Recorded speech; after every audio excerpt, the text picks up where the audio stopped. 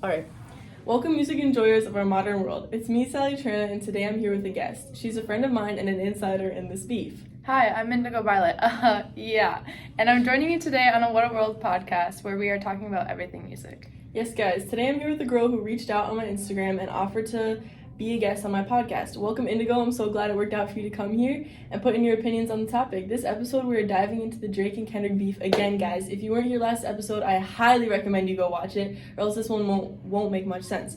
In last week's episode, we covered the discography of Drake and Kendrick's disses back and forth and the reasons and brief meaning behind each diss. Remember, kids, don't idolize these celebrities. They're just like everyone else. We left off last episode talking about Drake dropping the diss Family Matters. This was when I think the beef became serious. These artists weren't messing around, and Drake had just made that abundantly clear. It really felt that the listeners need to be paying attention to how they treat these celebrities that they idolize. Shortly after Drake posted Family Matters, it blew up with almost 65 million streams within the first couple days. Then came the backlash from Kendrick. Yes, the day after Drake released his diss Family Matters is when we heard back from Kendrick. It released a song called They Not Like Us. Okay. This song was gasoline on the already burning fire. I have a tweet from Drake that shows just how down bad he is in this situation.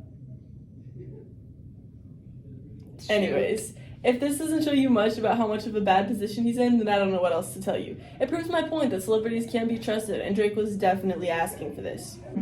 I think Kendrick has been waiting to air this stuff about Drake, and Drake gave him a perfect opportunity to do so.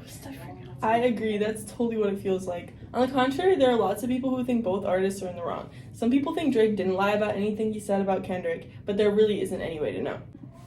Alright, in Kendrick's diss, he accused Drake of being a pedophile, a colonizer of Atlanta, a whore, and all these other things, including a liar. Drake accused Kendrick of being a wife beater, a racist, social climber, entitled and selfish, and lots of other things.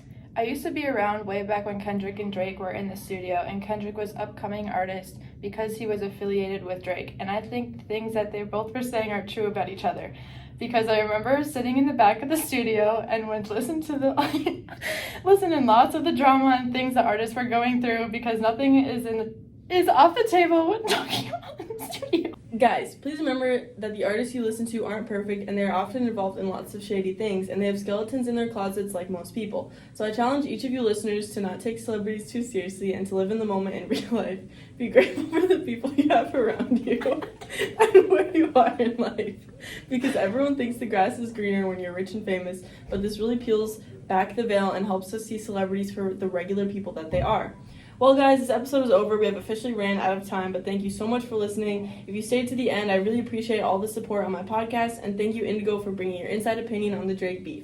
We loved having you on the podcast. If you want more, tune in next week to hear about the ever-problematic Justin Bieber fans.